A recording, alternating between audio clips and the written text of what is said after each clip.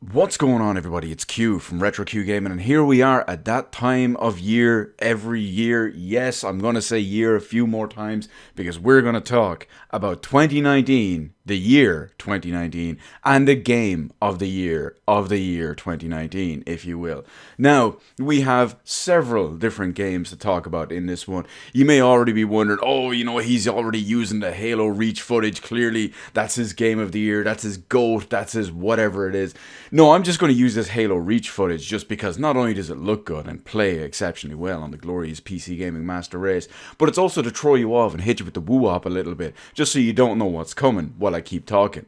Now, when it comes to games in 2019, I was very, very worried that I was going to have a hard time picking my game of the year for 2019. And not because there were so many exceptionally high quality games or anything like that, but overall there were only a small handful of games that I could even consider my game of the year contenders.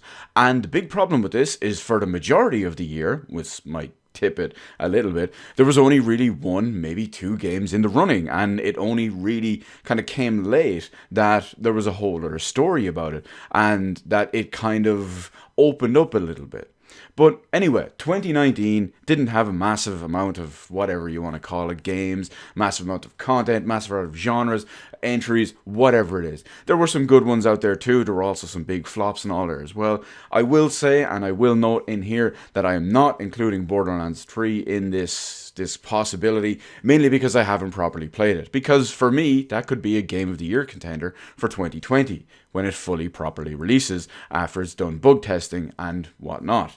Now, let's narrow it down a little bit here because I have three main different games that I, over the course of the year, have always considered for my Game of the Year after I played them and was so happy about them. And no, despite waiting all this time, this video is coming late because I wanted to get through all of Pokemon Shield, just so I could see how that fared on it. Now, while I didn't expect it to blow me away and be a game of the year because of all the massive amount of problems and all in it, I did figure, you know what, I will wait and I'll give it a fair shake. It could be great. I won't go into the details in here and what I think of it, but overall, it's not going to be a game of the year job. But what were the three games that I considered contenders for Game of the Year for 2019? Well, first up, we have Resident Evil 2 Remake. Now, I'm actually recording this later in the same day that the Resident Evil 3 Remake was just announced, so that's very fitting. Now, the Resident Evil 2 remake is fantastic on basically every level. Not only is it a full, proper remake from the ground up, done exceptionally well, of one of the greatest games of all time, if not one of the best Resident Evil games, or one of the best PS1 games, one of the best survival horror games, it fits and ticks so many of the boxes really, really well. Coupled with fantastic visuals, of course, on PC, as well as the whole silky smooth gameplay that we have. Everything about it was done so well. At first, I was a little bit worried about what they might add in, what they might change, that it could ruin the feel or the aesthetic or the nostalgia, but luckily that wasn't the case. And it even brings in one of the extra, possibly best things of all time. Now, I'm going to give you a quick little comparison here. When you look at the Tyrant 103, the T103 in Resident Evil 2, in the remake, he can chase you basically anywhere. He will chase you from room to room to room to room to room relentlessly. It's done absolutely fantastically. To the point where I consider the T103 from the Resident Evil 2 remake one of the two best video game villains of all time. He's up there with the Flood. It's kind of a 50-50 deal. I don't know which one is better. This one's a little bit fresher, the other one's a little bit more nostalgic. But gamers and critics tend to agree that Resident Evil 2 Remake is an amazing experience. And those are many of the reasons why it makes one of the contender spots for my Game of the Year for 2019. But moving along, we have another one that some people may question why this is on here, but technically it did only release on PC to me in 2019, and that's when I played it. And we have Yakuza Kiwami. Granted, it is a remake of an old PS2 game, and it was released on PS4 maybe I think 2 years ago. Yakuza Kiwami only made its jump to PC in early of 2019. I didn't get to play it straight away. I had to play through Yakuza 0, although technically that did launch in 2018.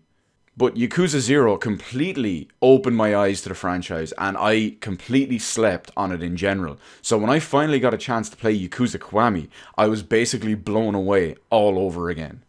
There are so many great things about Yakuza Kiwami in basically every way.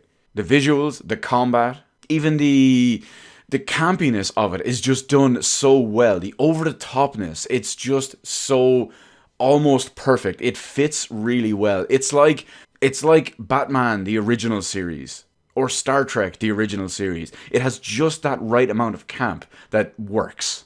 And it works so well. But a lot of the story, a lot of the side quests, even the main quest, the gameplay, it all is just so great to run around, play, explore, everything about it. And that's why Yakuza Kiwami is up here on my contender list for Game of the Year 2019. And moving along to our third and final contender for Game of the Year this year, we have... But Q, what do? You hate Nintendo! Fire Emblem Three Houses. Now, I expected this game to be great in so many ways, and thankfully it was, even despite the performance issues. But overall, Fire Emblem games from Intelligent Systems are brilliant games. I love turn-based games, strategy games like that, and Fire Emblem has historically been a great series. Sure, there's one or two little missteps with the likes of Fire Emblem Fates and whatnot, but overall, the series is exceptionally high quality. And Fire Emblem Three Houses basically keeps this trend going. There are three main branching stories, so to some people, if they care to do it, there are three different separate gameplays and three different separate replayable paths and whatnot too.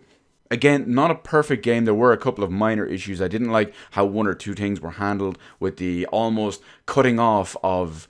The extreme cut-off of different paths and whatnot too. But at the end of the day, it was Fire Emblem gameplay done really well, that I know, that I love, and the gameplay overall, the story, pretty much everything about it, for the most part at least anyway, was fantastic. And even though this may give it away just a little bit, ever since I've played Fire Emblem Three Houses, I've pretty much had that as almost number one contender for Game of the Year this year. But now it's time for the moment of truth. What is it? What is my Game of the Year for 2019? Obviously, it's not Halo Reach. We've established that already. It's obviously not Pokemon Shield because of so many lingering issues, if you will, that kind of dumbed down the overall experience and detracted from it. But between the Resident Evil 2 remake, Yakuza Kiwami on PC, and Fire Emblem Three Houses, I'm going to have to go out and say that my Game of the Year for 2019 is destined... No, you thought I was going to do it, didn't you? Ha ha! Joke's on you, boyos. No. My Game of the Year for 2019 is Mighty Number 9. Ha!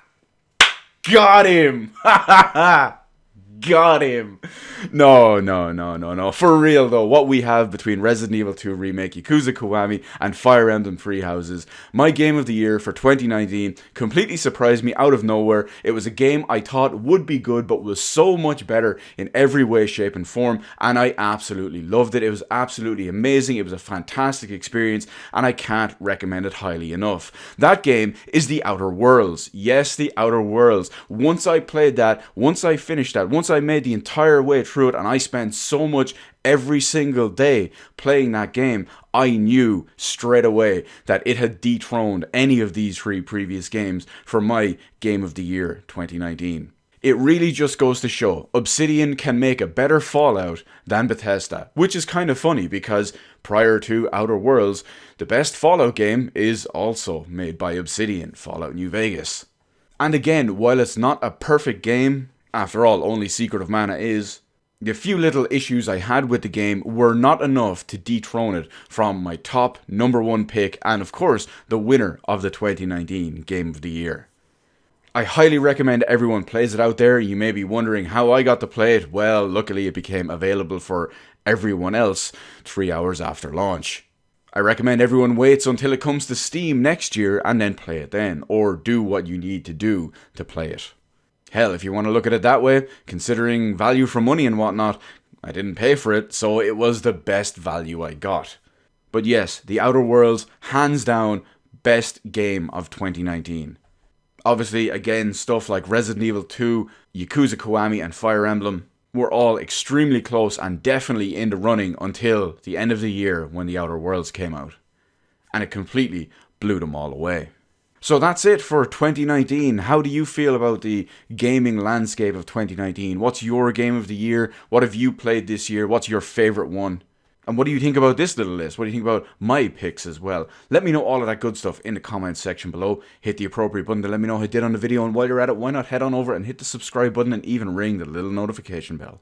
Granted, getting a notification from YouTube in current year about a new video upload or a live stream or whatever is a whole other story. But hey, at least you can say you tried, am I right? As always, thanks so much for watching. I will see you in the rest of the videos in my channel.